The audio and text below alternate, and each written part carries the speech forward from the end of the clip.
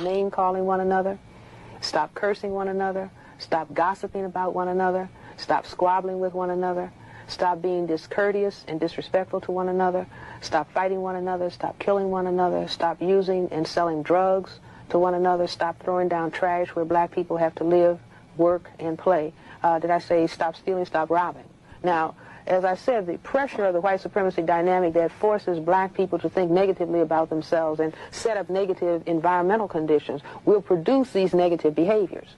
You see, but that's just like somebody putting you in check from the other side of the board. So you have to learn the tactics and strategies, the behavioral tactic and strategies, do you see, that will stop that from happening. So you're constantly on the offensive and the defense about preserving or evolving and developing a very positive image and concept.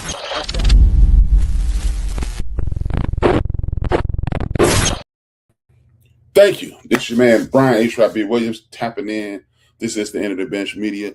This is quite possibly the last show of the year. Thank you for tapping in for the entire year, this entire 12-month period.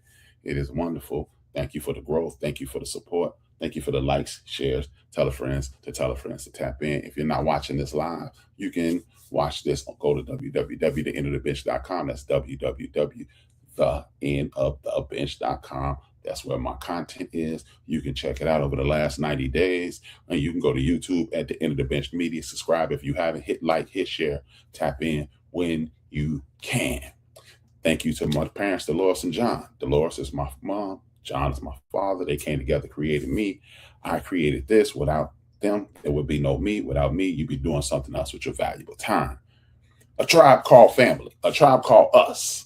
A tribe called us is the name of this episode. It is the holiday season, and a lot of people are spending money that they shouldn't spend. They're spending money they shouldn't spend. They're doing things that they shouldn't be doing, and they're overextending themselves in the love of family and friends and loved ones, which is a wonderful concept. What I want you to do is this. We're in this era. We are constantly doing things that we think we should do, what we want to do, what we could do, what we think about doing. We're always, listen, I'm gonna keep it funky. We always complaining about things that we do and do not have, had, and don't have anymore. And one of the biggest things that is missing is us. There's no longer a us. The us has dissipated.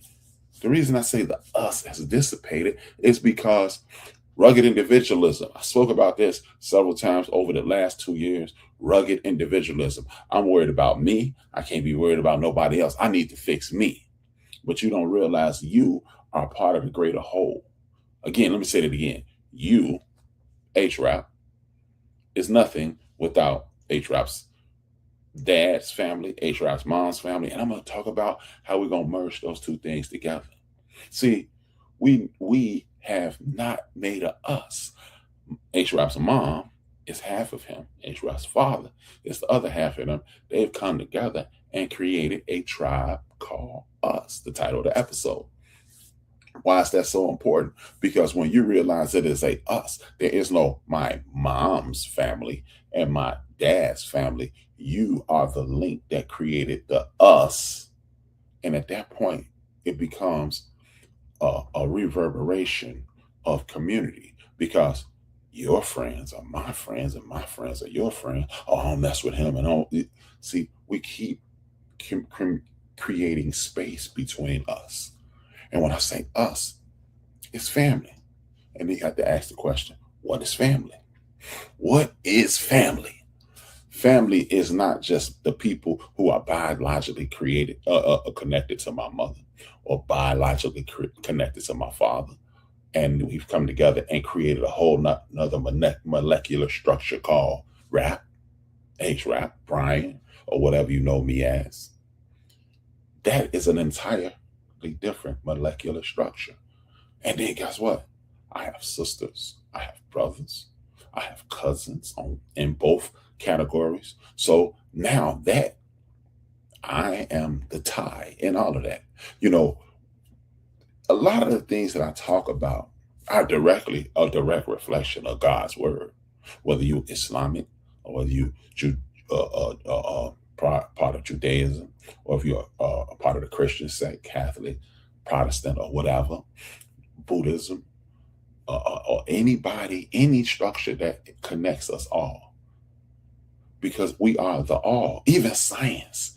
Science says there's no individuals. We're just part of one big puzzle. And if we're part of one big puzzle, why do we systematically separate ourselves? Why do we use terms like stepmother, stepfather? Why do we use terms like, which is, in my personal opinion, the stupidest term in the history of the English language almost, half brother, half sister? What the hell is a half brother? People ask me, is that your half brother? I say, no, he got 10 fingers, 10 toes, he all there. Is that your half sister? No, she has 10 fingers, 10 toes, she's all there.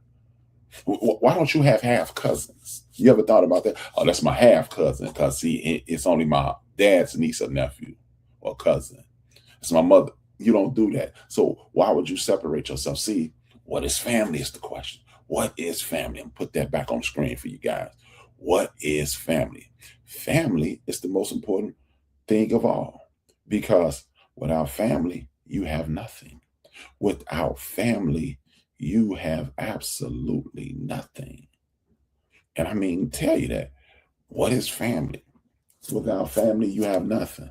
Because if you didn't have family, you wouldn't exist. Because some people connected together and they created your father. And some people connected together and they created your mother. And they came together to create you. So how do we get these portions of who I am? No, that's asinine. Well, I used to know a guy who used to tell me I'm 13% Irish, as if he's opened his chest. And exactly, that's asinine. But what we have done is complain about a lack of community in this community and in the United States of America. But I'm talking about my community in particular. We've complained about a lack of connection. See, it used to be like this. It used to be like this. It is no longer like this. And this is the problem. But what's the cost of admission when you offer a complaint? A solution. Let's stop separating ourselves. If you grew up around your father, you call his friends Uncle, Uncle HRap, Uncle Mo, Uncle Steve, Uncle Ant, Uncle Draz, Uncle Pat, Uncle whoever, Auntie whoever your mom's friends are. This is what we need to get back to. If you wonder, see, what's wrong with these kids? See, back in my day, you know what used to happen back in your day? Everybody had a hand in raising you, because your Uncle HRap might have been a little less desirable in regards to the straight and narrow, but he was outside and he was participating in nefarious activities. So he could keep an eye on you in the event that if you swerve over into his lane of nefarious activity, and he will go, I'm gonna need you to go back to your lane. This lane isn't for you. He didn't say, look at him, he needs to be. No, he didn't say that, because he understood that you needed to be cared for. And your aunt, if she saw you doing something, she may not be your biological aunt, but she was your mother's friend. So she was equivalent to your aunt, and she would address you in the event that you got out of the lane that you were supposed to be in, and you never will do it in front of her. So you just stayed in your lane. See how you got people on the left, you got people on the right. You had your mama's friends and your dad's friends, uncle and aunt, and they kept you on the straight and narrow. How many of us do that now? Or are a lot of, or the most common deflection is, you can't tell these kids anything. You couldn't. I don't remember any time in the history of America or history of the world that children were paying attention to adults 100% doing everything they said. Because guess what? If teenage sex isn't new, premarital sex isn't new, underage childbirth isn't new, underage drug use and alcohol use isn't new. So what do you mean? Because guess what? If you had sex before you were married, you didn't listen to your parents. If you tried to drink before you were 21 years old, you didn't listen to your parents. Oh, I went to the military. That's when I got my first drink. I went to college did your parents in the law say that was legal? No. Then more than likely, I would argue about 75% of the United States population had a drink or had intercourse before they were married and or age 21. Did you jaywalk? Did you cut school? Did you be attentive in every single class at all time, hands folded, pen out, notepad there, ready to go? You didn't. So if you didn't do that, you didn't follow your parents. If you were late to school, your parents didn't tell you to do that because you were late because you were doing it your way. This is what I'm trying to get people to understand. So stop saying these kids ... because all it is you can see now what you and your friends were doing. I remember sneaking home with a girl having intercourse as a teen. My mother never said, hey, you know what, Brian, while I'm not here, sneak a girl in my house, have intercourse with her, and then go take her home and then come back home as if nothing happened. I did that though. My mother never told me to cut class. My mother never told me to try alcohol. As a matter of fact, I lived with my mother for 40 years. My mother transitioned when I was 40 years old. I never saw my mother had alcohol in the house. I never saw my mother take a drink. So I hardly ever did what my mother said. So these kids that don't do what nobody say and don't listen, they are just like myself and others. See, the problem isn't the children. It's the rugged individualism, the ability to adapt to the United States standards versus your cultural standards. You know, you want to dismiss the pain and the suffering of everybody else, but you'll get lockstep when we say, but what about those people? And then, that's horrible. But what about us? What about us? See, you want to say, well, that was a long time ago. Well, the country is only 250 years old, and in about 7 months, it'll be 250 years old. And if that's a long time, seeing how you have buildings in some countries that are older than 250 years old, that's not a long time. If you looked at the clock and used the clock as a measurement of world time, if you measure America, it would even get to the 1. It'd be somewhere between the 12 and the 1. That's how short a period we would hit. So don't say that was such a long time ago. And then you need to learn things like biogenetics and epigenetics.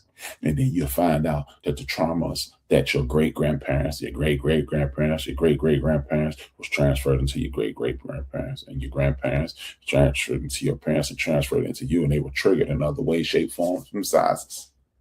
And then if we start thinking about that, then we'll understand that maybe we shouldn't teenage drink. Maybe we shouldn't have intercourse before because we're not mentally prepared. We're definitely not spiritually prepared. We're not mentally prepared. And you're just physically prepared. You're not emotionally prepared. And then you start planning. See, when we overlook the shortcomings of someone else and wag our finger instead of being corrective and or being a mentor or a point of advice, a consigliere, so to speak, if you're in the mob movies, if you're advising versus scolding versus speaking down to, condescending, then at that point the child is more receptive. Not saying that they would do it again. You know, watch retired right back into this book. Raise your child up properly, and even when they go astray, they'll go back to the way you raised them. See, are we raising our children properly? Are we educating our children on the pain and the anguish and the suffering and the tyranny that we face? And educating them on how we overcame it. See, it's easy to lay out, hey, we were captured and enslaved. We were beat down and stripped of our culture. We were whatever. We were stopped from doing this. That's only half the story. And then we overcame. And then at one point during the Civil War, 500,000 of us ran to the North simultaneously. Did you know that? Oh, we did that? Yes. And then we created things like the cotton gin. And then we created things like electricity, harnessing electricity, heart surgery, maintaining plasma for blood transfusion. We invented the clothes dryer. We enhanced the internet, and we helped people get to outer space and things of that nature. And we invented tons and dozens and hundreds of things to make America a wonderful place. Did you know that we invented the video game cartridge? So you will have, instead of buying 17 different game systems, you can buy one game system and 17 different components. The Super Soaker, when you have fun in the summer, we invented that. See, if you talk about the pain, if you want to talk about the rhythm, you got to talk about the blues. If you talk about the blues, you got to talk about the rhythm. See, we don't just want to like rap music today. All you see on the all you see on the television, here on the radio is the suffering, the pain, the anguish, or the sexuality. But what about the class, the pride, the entertainment, and the enjoyment of life? Don't just be the negative portion, but that's where family comes in, because family allows you to talk about the beauty in your mother, father, sister, brother, niece, nephew, cousin, grandparents on every level. Family reminds you of how great you are and can be. That's what family is for, because some of your relatives are doing wonderfully. They're doing swimmingly, as they say. And some of them are not doing so well, but at one point they were. So you get, in the event that you find yourself in a different situation, you will be doing better than you were, or better than I was at this point in my life. Yes. See, these are the things that we fail to do. And when you disconnect from family because I don't like this person, nobody told you to like your family. Nobody. Nobody says you had to like anything, but you need to respect, honor, and uphold your family. See, it ain't just your biological, as I stated. Your mom's friends are inspirations too. Your dad's friends are inspirations as well. Your cousins are inspiration. And those people who are non-biological cousins, they could be inspirations as well. And that's an inspiration to do the right thing, or follow the footsteps, or, hey, I'm inspired to never try that, because the people around my family are pouring into me and from every angle. And when they pour into me, it allows me to blossom and grow. That's that's what family is. Family is the fertilizer of the youth. As I say on this program every week, every time I fire up, the plan is to enhance the life of our great-grandchildren's grandchildren.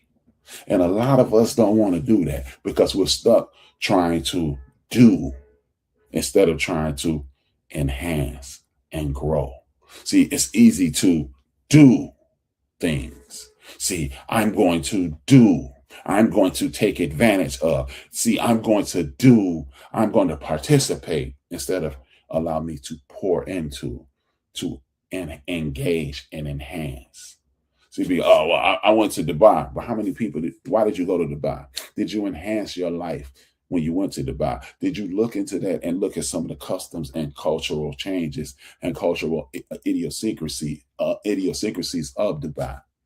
When you went to Jamaica, or did you just go to say you went?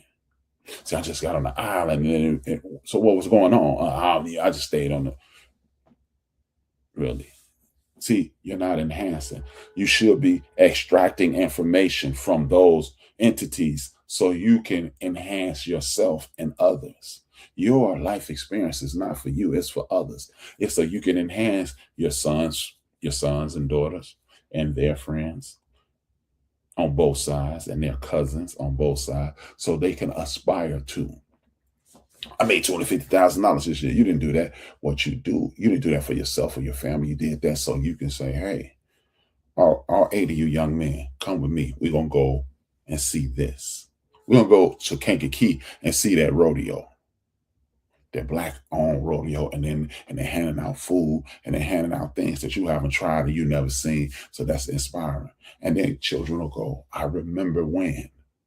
And then you'll inspire other people. Like on my program Monday, we were talking about people who do it for the crowd. I'm a LeBron James. He's only doing it for attention. Okay, but if he still does it and he gets the attention, and other people see him do it, maybe he'll inspire others, and then they'll do it for the attention. Imagine if everybody in this community started doing things for the attention.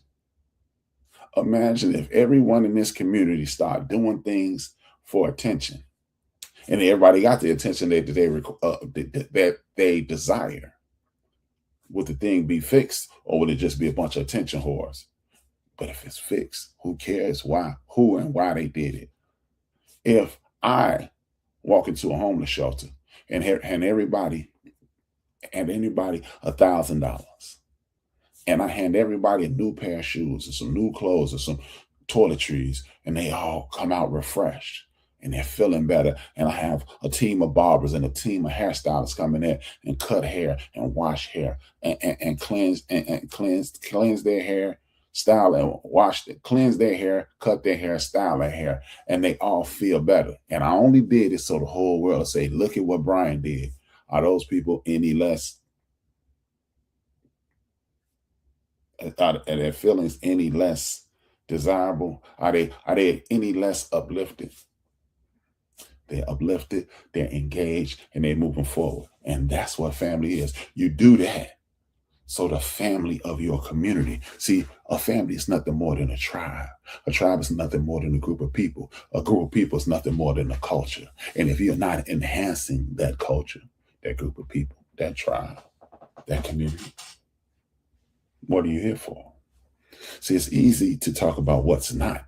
See, it used to be very direct. And see, people, we used to do this and used to do that. And I don't understand why people don't do this anymore. Because nobody talks about it. All we talk about is the problem. I don't care about the problem. I'm looking for solutions. See, because the problem is something that is always going to be there. It's always going to be problems. We're always going to have problems. Now, who are the fixers of those problems? What is the problem with fixing a problem? See, anybody can say, hey man, see, that's the problem. Yeah, that is the problem. That is definitely the problem. But the bigger problem is this. What are we doing about said problem? What are we doing about the problem? Because if you just want to identify the problem, we've already identified the problem. We've identified the problem. The solution to the problem is the real question. The solution to the problem is the real question. Because if you don't have a solution, you just have another problem. We don't have to talk about the problem again. Oh man, see, that's the problem. Why are we always talking about the problem? When is somebody going to say, and you fix it like this? When is that going to happen? Well, I'm here to do that. I'm here to do that. I'm here to say, hey, this is the problem. And I'm going to ask the question. Hopefully I'm going to offer what you guys see as, or something that will inspire you to come up with a solution. See, that's to me, that's the problem. What happened to we? We stopped talking about we. We start talking about flip that we over to me. We used to be me. What happened to we? Remember, that used to be we.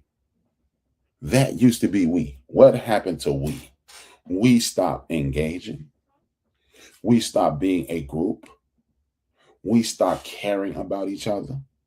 We stopped concerning ourselves with others. And we start saying, me. See, we can sit around and talk about these problems every day, all day, and twice on Sundays.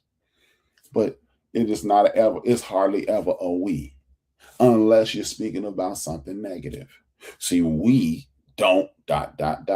We need to ... We are not going to ...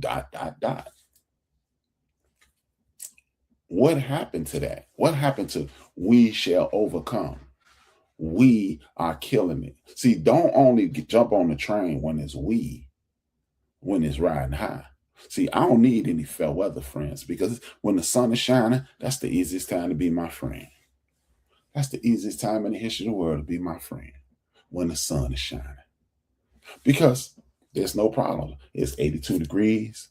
It's a little breeze come through every once in a while. Got me a cold drink. And I'm chilling because it's that, hey, as Frankie Beverly once said, it's the golden time of day. We only counts when it's chaos, because when somebody's attacking us, then it's we. So when someone is being denigrated or doing nefarious activity, it's them. No, that's still we too. We can no longer step away from us when it's convenient. If those people in that picture right there are doing the right thing, it's we all day long. It's we. It's we.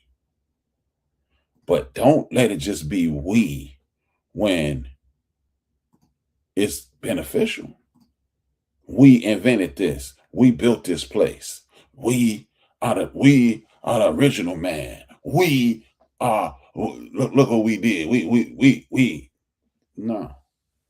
When it's raining outside and it's pouring down and mud is everywhere and your house is flowing down the road, then it's we too. When the police hurts Tamir Rice, Trayvon Martin, Eric, what's his name, Mike Brown, Eric Gardner, it's still we.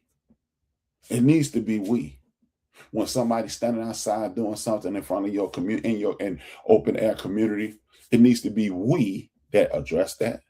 We, if we're afraid, call the police. We need to make a concerted effort to make our community better. So that's what happened to we start saying, hey, I'm gonna move. But when you move, you left your cousins, your aunts, your uncles, your friends behind. See, I have to elevate, and that's on them. Well, you know what I noticed? The people who left the we, they always asking, man, what's up with that? Why do you care? You're better. You are better. Don't ask about us, because we will be all right. Shout out to Kendrick Lamar. We gonna be all right. Because see, the we that I'm speaking of, we don't need millions of people. We just need a bunch of people. We look again. Your faith was only started with a few, and now it's millions. There was only a few people that started with your faith, and now it's millions. So if you're a Christian, it started with 13 people, Jesus, and 13 more people, and 12 more people. And the word got out, now it's billions. Prophet Muhammad, now it's billions. See, if you were waiting on the masses, again, that's the last show, the masses, because they are asses. If they are if you participate in what the masses go with, you are an ass, because the people up top, they saying, look at them asses. Look at those asses, the masses. Because the masses don't want us to do this. The masses don't want us to do this. They don't want us to participate in group think. I mean, they want us to think. They don't want us to think when it comes to the group, when it comes to something like that. They want us to be rugged individuals. So you have to work on yourself. You have to pull yourself up by your bootstraps. But if you pull yourself up by your bootstrap and your quote unquote best friend is still struggling, was he ever your best friend? Was she ever your best friend? Probably not. Probably not. Because if you would allow someone you love to struggle while you excel, and stop coming up with excuses, well, some people don't want to. Why are you hanging out with people that don't want to be the best they can be? So if that's the first thing that came to your mind, well, everybody don't, well, why are you being around people who don't want to excel? If the best you can be is a C student, then that dude need to be, that person needs to be the greatest C student ever. Because I'm maxed out. But if you're getting D's, that means you're not even doing the best you can do at average. See what I mean? But you're not worried about that. You would rather be, hey, look at what I did. I drive this fancy overpriced vehicle. I wear these overpriced clothes. I have this house that I don't need to live in because I made it.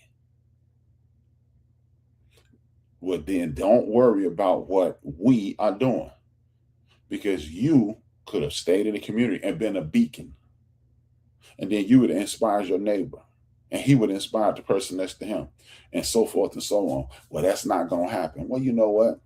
Stop telling me, stop quoting the Bible to me, stop quoting Allah to me, stop quoting Jehovah to me. Because according to you guys who have a faith-based mentality, Anything is possible through the Creator. And then you're going to tell me what's not going to happen? You a lie to yourself, because I don't even believe you. I never believed you in the first place, because I heard you talking before you told me anything is possible through Jesus. Anything is possible through Allah. Jehovah Jireh said, wait a minute. How is it that you can tell me anything is possible through the Creator and then turn around and tell me what's not going to happen? How about that? How about that? See, you're lying to yourself because you don't even believe it. So how about this? Just turn that me, flip it upside down, it becomes we, and start moving away, and then start enhancing, developing, and inspiring. How about that? Because that's the only way we will rebuild us. That is the only way we will rebuild us. Because the only way we can rebuild us is to rebuild us. We can't rebuild us and see ourselves in a situation to whereas us does not look like that.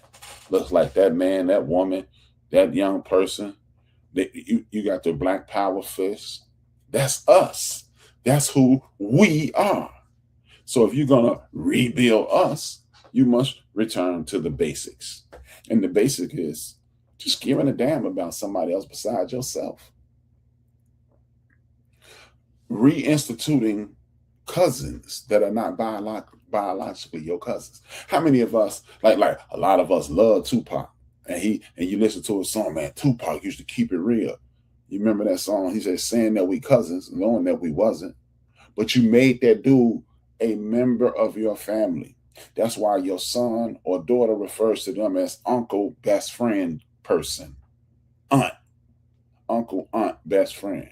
That's my aunt, Tree. That's my uncle, Aunt. Yeah. It's my uncle, Pat. It's my uncle, Ray, Aunt Ray. Yeah, rest in peace. Yeah, because your mother's and father's best friends, your aunts and uncles' best friends are your uncles and aunts. That's why I have people on the west side of Chicago who were part of street organizations they know members of my family who were part of that organization. That's why they greet me with reverence, because that's my nephew. That's why I can walk around Chicago in a lot of areas that a lot of people are afraid to walk around, because the people who control those areas are friends of my uncles and my aunts. And that's such as they're friends of my parents, because they understand that that young man was raised properly. And I will keep him in line. Or if I see the wolves walking towards him, I'll walk up to him and wrap my arm around him. You Brian's son. Or in my case, you Johnny's son. Hey, what's up, man? I knew your father. Not only, I think he addressing me because he paying homage to my father. What he's doing is telling the wolves, bow down. Because if you attack this pup, you got to deal with the big dog. You see what I'm saying? See, that's because it was a community established by my father, by my mother, by my uncles, by my aunts. And we're not adhering to those standards anymore. Because I got mine. You better get yours. No, I don't have mine until two other people have theirs. See, this is a young man by the name of LeBron James. LeBron James. A lot of people dislike him. A lot of people, they say what's wrong with him. But I want you to understand this. LeBron James is the villain in the movie that he's in, because he did something that he wasn't supposed to do, and that's exercise his free will. You stepped outside of the boundaries that we created. Now, you can do what you want to do, as long as it's what we want you to do. LeBron James, reading in the United States of America has been at a deficit for at least 50 years. It's been declining, because reading used to be the only way, and then you start having mass media and television, and then it being reduced, and then you got cable TV, then you got reduced more. Now you got technology, and technology will read for you. LeBron James sat in his locker room in a pregame, whether he was reading a book or not, it looked as if he was reading, and he was criticizing. But when I grew up, Reading is fundamental. You need to learn. You need to read. Books are your friends. You engage. Knowledge is power. But he was reading, and he has millions of young people looking up to him read, and he was inspiring. But they knocked him for it. See, that book didn't even have increases in the page. You could tell he wasn't reading it. He left his job in Cleveland and went to Miami. He left his job in Cleveland and went to Miami. The year before, he defeated the Chicago Bulls, and Joakim Noah said, nobody wants to go to Cleveland. You ain't never heard somebody say, I'm going on vacation in Cleveland. Well, 365 days later, when he left the place that everybody laughed about, said, yeah, nobody want to do that. When he did exactly what the general population said you should do, they criticized him for doing it. Oh, well, Michael would have never done that. Well, that's because this dude's name is Michael Jordan. This other guy named LeBron James. Why is it that we are allowed to denigrate people who do things different from us? Why aren't we denigrating them because he wasn't trying to be Reggie Jackson? That's what Michael Jordan was. Michael Jordan tried to be Reggie Jackson. Why didn't he try? Exactly. Because we are all individual. We're all snowflakes. We're different. We're not the same. And nor should we be the same. Nor should you want me to be the same. Because I'm not the same. I'm a different individual with a different path. Another reason they denigrate LeBron James, and this is how you rebuild us, is he brought along 4 or 5 guys and took them from being successful to being millionaires. And one of them is one of the more powerful agents in the sports world today.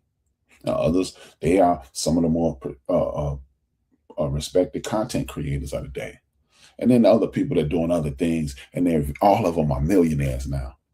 Imagine if Kevin Durant would have made 5 millionaires with his friends, and Russell Westbrook would have made 5 millionaires with philanthropic hearts, and James Harden would have did it, and this guy would have did it, and that guy would have did it. You know what we would be 20 years into LeBron James' career?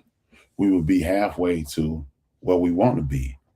But instead, I'm talking about sports. No, well, if we talk about sports, we shouldn't be concerned in LeBron James with what team he plays. We should just be enjoying it. We shouldn't be concerned with what he reads. We should just be enjoying it. We shouldn't be concerned with the fact that he's doing what he's doing for attention or not. We should just reap the benefits, because we shouldn't worry about why he's doing it. We should just be enjoying it, right? But if you're going to denigrate someone, you need to know why. So one way to look at it is, well, you should just do charity for your own. But as my man Wilk said, well, why did Jesus get baptized in front of everybody? Because he wanted people to do it.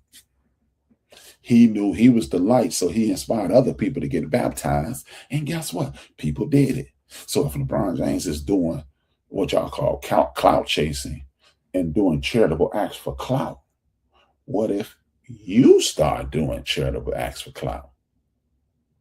And then somebody else, what if 480 players in the NBA, at least 230 of them from America, what if all 230 of those young men start clout chasing via charity?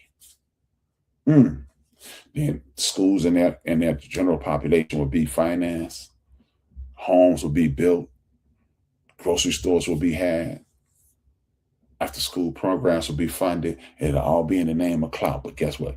Children academic excellence will go up.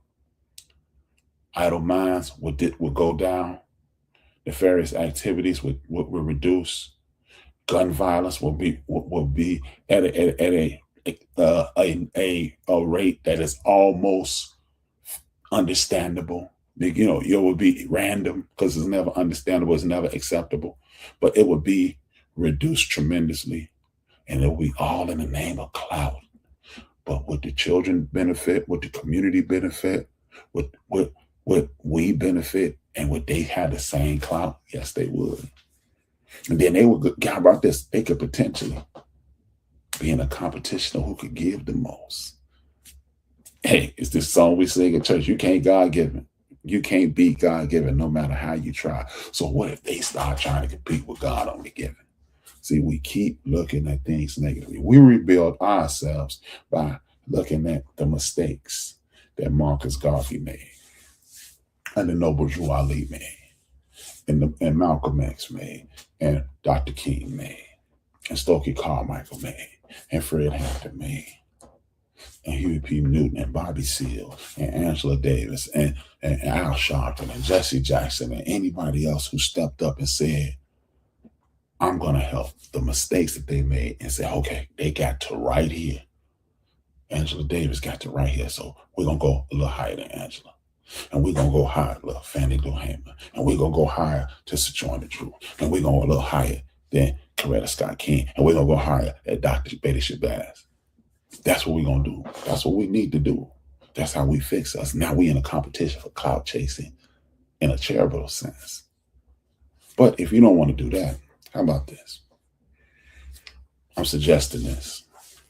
I'm doing this for my family this summer.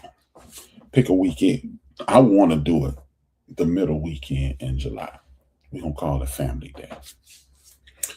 I want to get rid of Thanksgiving in our community because that's not our get down. I want to go like the middle of July. This year, I think it's the 11th or the 18th. And I want us, everybody who has a possible PTO or a day off, I want us all to call off that day. And we can meet up with our families and bring your grandparents' pictures and your uncles' pictures and your aunts' pictures and their accomplishments and the things they've done. And we're going to meet up with the younger people. And we're going to play the older music. And we're going to let them hear that music and vibe to it. And we're going to have some food there because, you know, we love through food. And we're going to sit there and talk. And the people that you don't like in the family, stay the hell away from them. Don't not come share with the family because you need to share with your parents or your grandparents. And guess what?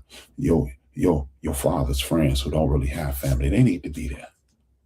And we're going to eliminate this concept of my mama's family, my daddy's family, because it is my family. And we'll create a gigantic family, an irresistible family. And we're going to respect each other. I don't need you to like anybody. We're going to respect each other. And we're going to play the music that we grew up on. And then we're going to introduce it to our children. And they're going to get that vibe that we had. That, my man Frankie Beverly, again, that golden time of day. It's going to be that golden time of day. And then we're going to do like Teddy Pendergrass and Harry Melvin and the Blue Notes featuring Theodore Pendergrass. And we're going to be the latest and greatest inspiration for our family. That way we can start inspiring our great-grandchildren's grandchildren. Because that vibe is going to go into our children. It's going to stay there. And then next year it's going to get bigger. And then it's going to get bigger. And then it's going to start off a Rap's family thing. And then Rap's family going to inspire Ant's family. Then Ant's family going to inspire Tree family. Then Tree family going to inspire Mo family. Then Mo family going to inspire Steve family. And then we're going to be doing this in South Carolina. We're going to be doing it on the west side of Chicago, on the south side of Chicago. And then we're going to be doing it in South Carolina. We're doing it in Jackson, Mississippi. And then my cousin Gerald going to do it in Georgia. And then my cousin going to do it in Mississippi. And then his sister going to do it in Florida. And then my cousin Mike gonna do it in Florida. And then my man gonna do it in Arizona. And then my man DeMarcus gonna do it in LA. And then that's gonna be a national thing that no one can take advantage of or come and do because we're gonna call it Family Day. And then we are building communities. Then our friends are gonna come to ours and we're gonna come to theirs. See, all it takes is effort. All it takes is effort. Let that permeate. And I'm going to put this on your mind before I go. If you're not willing to do this, well, damn it, don't you throw no damn party on the 31st because that's bleeding into the new year. You're spending money. And then I don't want you to spend no money on February 14th because somebody told you that's the day you should love your significant other. And you don't have to, you can love your significant other every day. And then I damn sure don't want you doing nothing on St. Patrick's Day because that ain't our day. And then don't do nothing on Easter because you need to be loving the Creator and the celebration of the Creator and praising the sacrifice that the Creator and Jesus made for you every week. And then we ain't gonna do nothing on Mother's Day because I used to love my mother 52 weeks a year, 12 months a year, not 365 days a year. And I didn't have to get one day to celebrate my mother. And you damn sure don't need to be doing about the fathers because we cool with that. And then you better not celebrate the 4th of July because if you look like me, wasn't nobody in your family, there wasn't many people in your family that was allowed to celebrate on the 4th of July. And then guess what? I don't know about no after school sales, because you should be buying your children clothes every month so they can look as nice as possible. So no such thing as school clothes. And then Labor Day, I don't hear about no end of the summer cookouts for Labor Day. And then I don't hear about nothing about no damn Halloween. And then Thanksgiving, I already said I want to get rid of. And tomorrow is Christmas, and that's another day to take money out your pocket. But you're willing to do all those days.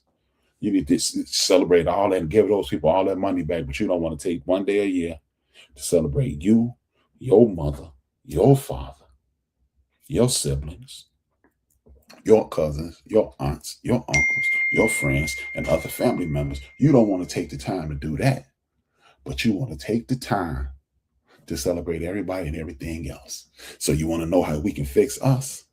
You want to know how we can fix us? Give a damn about us. Let's start giving a damn about us. That's what I want you to do. You want to fix us? You want to rebuild us? Take that weekend in July. And even if only 3, 5, or 10 people show up, everybody bring a bowl. Everybody bring a dish. Everybody bring a beverage, whether it be an adult beverage or a frosty beverage. Bring some tea. If you don't want to drink, bring some tea.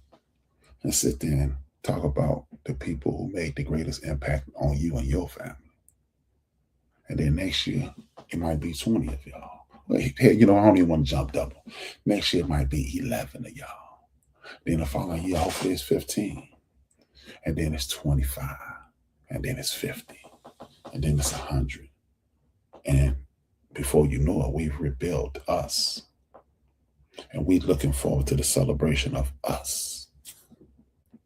With that being said, that's how you fix us. That's how you make us the most important thing in the world.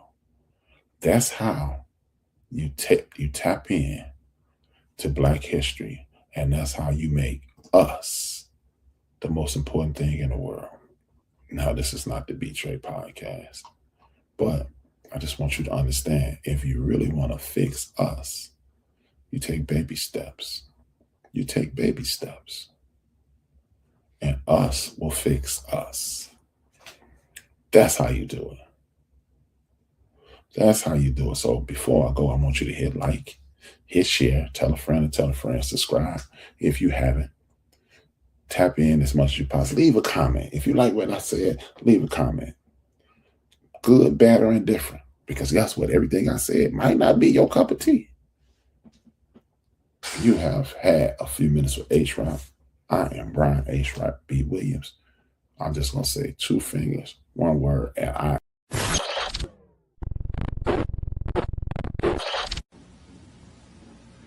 I often put it this way.